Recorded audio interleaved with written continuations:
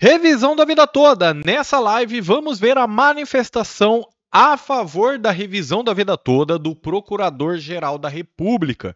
Isso a pedido de um comentário. Professor Nakamura, por favor, mostre para o povo a manifestação a favor da revisão da vida toda do Procurador-Geral da República.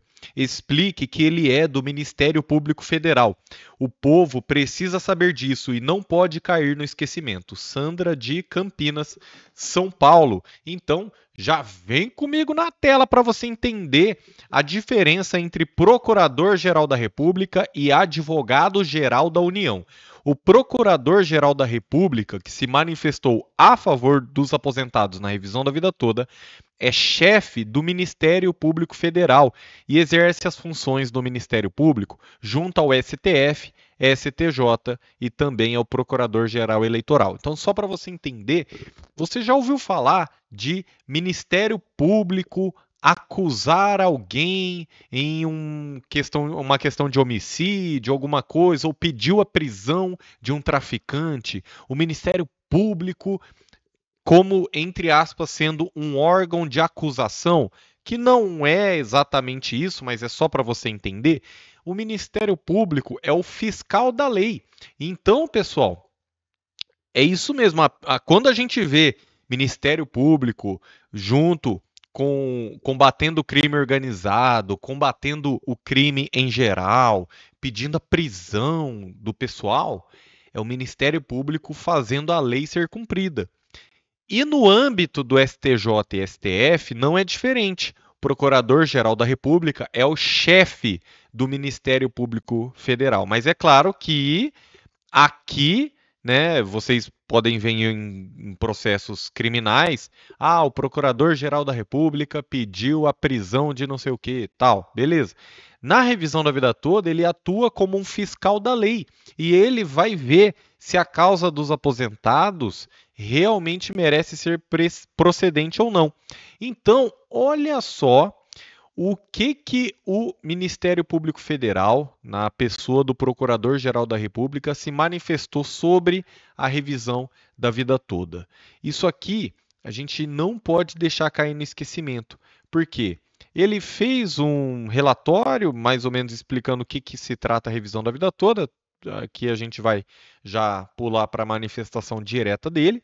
Ele fala que trata-se de um recurso extraordinário, né, pedindo para aplicação da regra de transição quando mais favorável. Ele fala que o STJ julgou de forma favorável aos aposentados e ele fala que esse processo surgiu lá na primeira instância e depois foi subindo.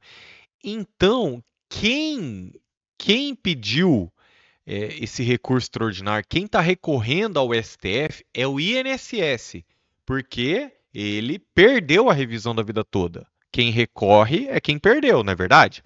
Então, quem perdeu a revisão da vida toda foi o INSS, por isso que esse recurso é do INSS.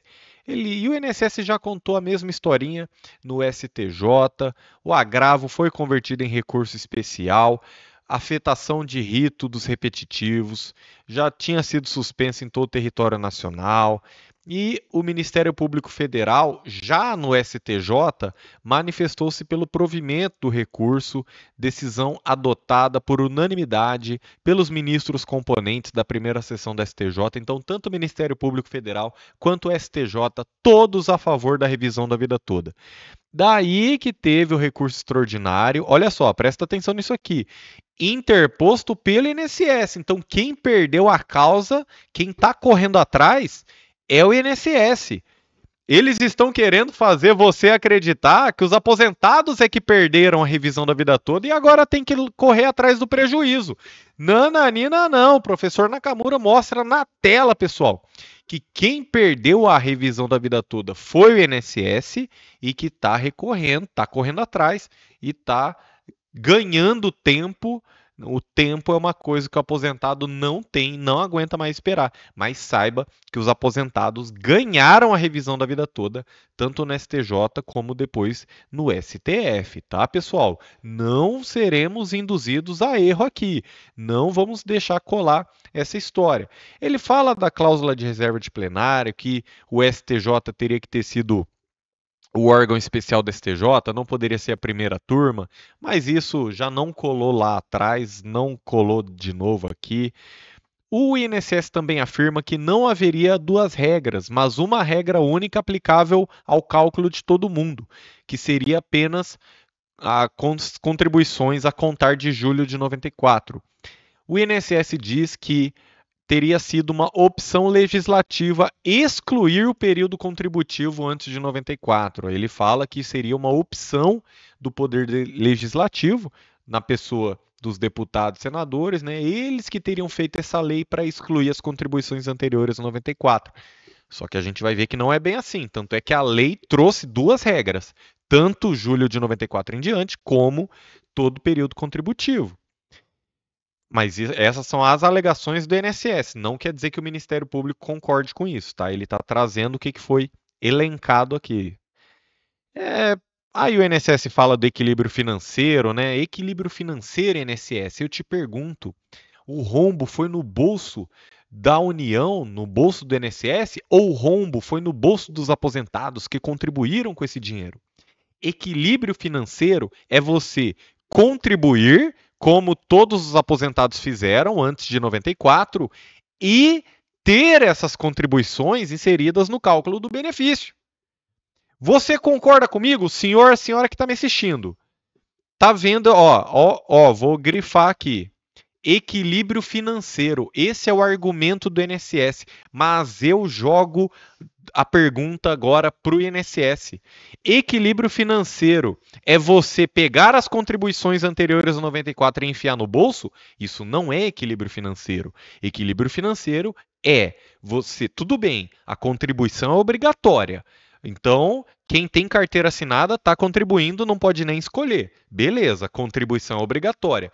Mas, para todo dever, né, existe também um direito. Então, assim como o senhor e a senhora teve que contribuir antes de 94, é direito que essas contribuições sejam inseridas no cálculo do seu benefício.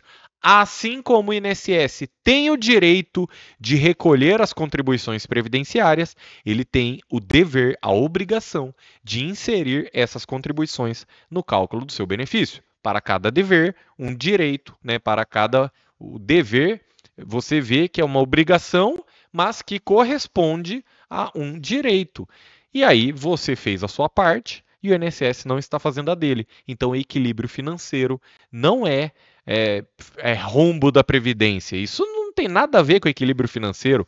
O equilíbrio financeiro é você contribuir e ter essas contribuições inseridas no cálculo do seu benefício.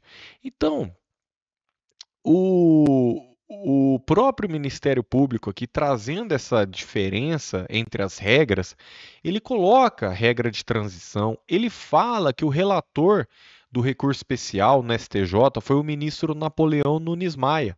E ele falou que a regra de transição somente deve ser aplicada se a regra nova não for mais benéfica. Ou seja, se a média dos 80% maiores salários de contribuição, que é a regra nova, resultar em um salário de benefício maior do que considerar apenas julho de 94 em diante. Né? Então, o STF destacou a relevância da questão também. E ele traz as regras transitórias. Assim, isso aqui, pessoal, a gente aprende na faculdade, né? Que a regra de transição vem para proteger de uma lei mais grave, vem para proteger você que já estava na boca do gol, você que já estava para se aposentar, que já tinha, ó. E aqui eu acho bem interessante, e acho que é por isso que a Sandra de Campinas e muita gente comentou que não pode deixar cair no esquecimento, né? Por quê? Aqui o Ministério Público Federal, ele coloca um parágrafo que não tem como o INSS bater de frente. Olha o que o Ministério Público Federal falou. Artigo 5º, inciso 36 do texto constitucional, ou seja, da Constituição, diz que a lei não prejudicará o direito adquirido, o ato jurídico perfeito e a coisa julgada. Então, se nem a lei pode prejudicar direito adquirido, ato jurídico perfeito e coisa julgada, que dirá uma postura do INSS ou uma portaria. Então, se nem a lei pode prejudicar o direito adquirido, imagina uma atitude do INSS, pessoal. Então, essa norma dispõe sobre o direito fundamental à segurança jurídica, com o objetivo de garantir a estabilidade das relações jurídicas para manter o Estado democrático de direito. Não precisa ser formado em direito, não precisa ser advogado para entender que o Ministério Público Federal, está preocupado com a segurança jurídica, está preocupado com a Constituição Federal. E, vindo modificações na lei, regras transitórias, regras de transição, são editadas a fim de se garantir o postulado da segurança jurídica, respeitando-se as situações consolidadas no tempo. Ele traz, inclusive, o entendimento do Dr. Humberto Ávila, um grande autor para quem é da área, né, pessoal? Ele fala que os cidadãos terminam sendo surpreendidos por uma modificação na lei. Ele tenha enganada a sua expectativa de que a norma anterior iria continuar vigendo. Então, vem uma mudança na lei, igual a reforma da Previdência. Vamos trazer para um exemplo mais recente. Veio a reforma da Previdência, piorou. Mas piorou principalmente para os nossos filhos e netos que ainda não contribuíam em novembro de 2019. Por quê? Porque quem já estava contribuindo piorou, só que piorou menos. Piorou menos, porque teve regra de transição. Entendeu? Então, no tocante às leis, é a própria segurança jurídica que exige a instituição de um prazo razoável entre a publicação da nova lei e a eficácia das regras de transição, o regime jurídico anterior e o novo. Então, entre a lei anterior e a lei mais nova, que seria mais grave, mais difícil de se aposentar ou pioraria a forma de cálculo, entre essas duas leis tem que ter um intervalo, que é a regra de transição. Entenderam? Por isso que nossos filhos e nossos netos, esses estão lascados mesmo, esse está ruim mesmo. Mas para quem já estava contribuindo, a reforma da Previdência piorou, mas piorou menos. Se é que isso é possível, né? Se você entendeu. É uma lei mais grave, mas não tão grave, porque a regra de transição vem para amenizar. Então, se a regra de transição vem para proteger, ela não pode piorar a sua situação. Traduzindo em português claro, se essa regra de julho de 94 em diante veio para te proteger da inflação, das contribuições anteriores a 94, se ela veio para te proteger, quando ela não protege, ela tem que ser desconsiderada e aplica a regra normal. Igual o Alexandre de Moraes falou. O segurado só está pedindo para ser tratado igual qualquer um. Ele não está pedindo uma regra especial, uma regra específica. E assim entendeu também o Ministério Público Federal na pessoa do Procurador-Geral da República. Fala da regra de transição para mitigar os efeitos de uma regra permanente, considerando julho de 94 em diante, coincide com o período do Plano Real, de 94 em diante, com reduzidos níveis de inflação. Reduzidos níveis de inflação se comparados a antes de 94, né, pessoal? A gente está vendo a inflação agora, mas vocês entenderam, né?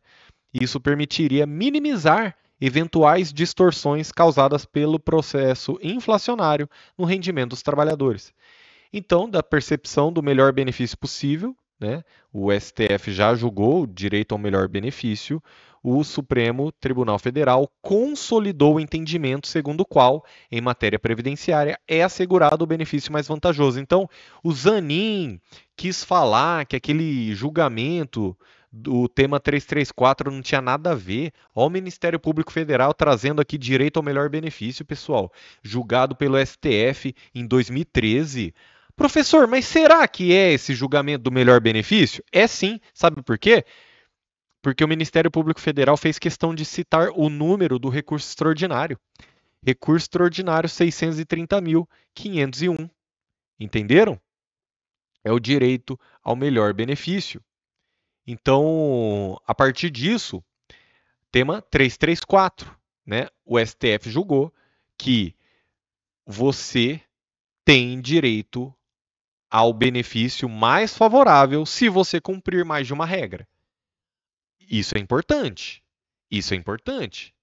Porque, trazendo para a revisão da vida toda, só vai ter direito quem contribuiu antes de 94 e que essas contribuições melhorem o cálculo do benefício.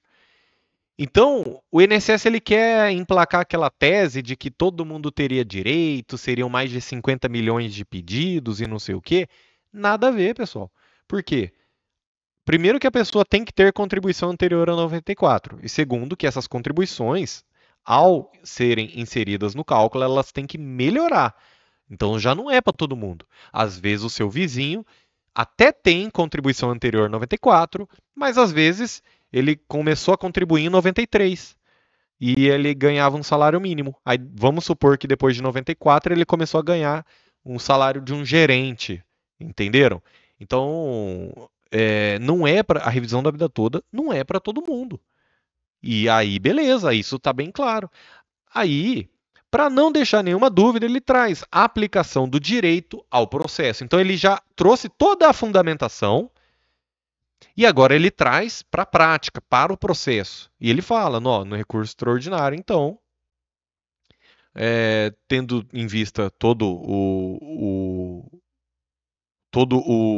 a fundamentação apresentada, né, a revisão do seu benefício, computando-se os salários referentes a todo o período contributivo, não apenas após julho de 94. Então, opina o Procurador-Geral da República pelo desprovimento do recurso extraordinário. E aí você se preocupa, você fala, meu Deus, mas o Procurador-Geral da República ele fez toda essa fundamentação a favor dos aposentados e no final ele fala pelo desprovimento do recurso extraordinário? Sim, pessoal, por quê? Lembra, quem está atento na aula, eu falei no começo, quem entrou com recurso foi o INSS. Então muita gente ficou em dúvida nessa frase aqui. Pessoal, o Procurador-Geral da República opinou pelo desprovimento do recurso extraordinário. É isso? Ele falou que o recurso do INSS não tem que ser provido. É isso que a gente queria, pessoal. Entender? Então, tem gente que viu desprovimento do recurso e ficou em dúvida. O Procurador-Geral da República foi a favor. E ele sugere a manutenção da tese do STJ. Qual que é o grande problema aqui? Essa manifestação oficial juntada no processo foi assinada pelo Augusto Aras, que era o Procurador-Geral da República anterior.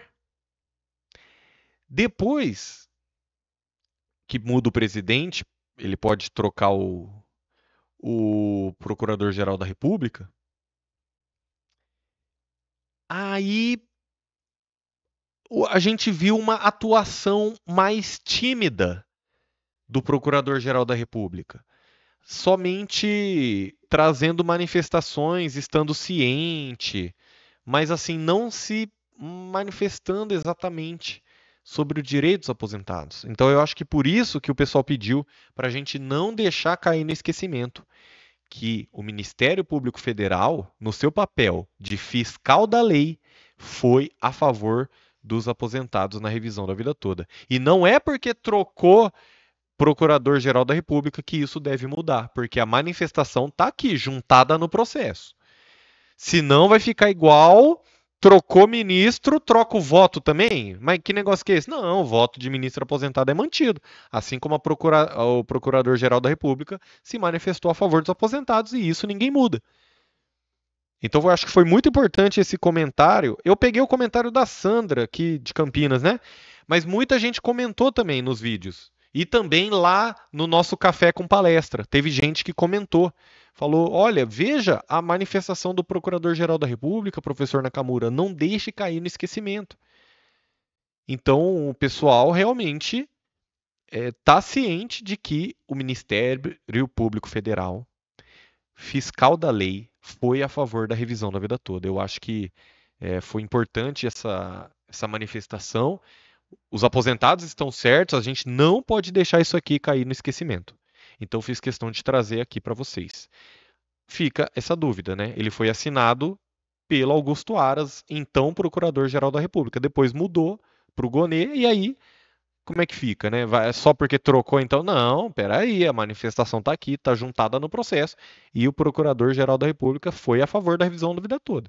A gente não pode esquecer dessa manifestação super importante. Que Deus te abençoe grandemente. Se o Ministério Público Fiscal da Lei falou que a revisão da vida toda tem que ser favorável para os aposentados, então STF, INSS, AGU, paguem os aposentados. Deus te abençoe grandemente. Obrigado por estar aqui, que eu te vejo na próxima live. Então, já deixa o comentário. Revisão da vida toda, já!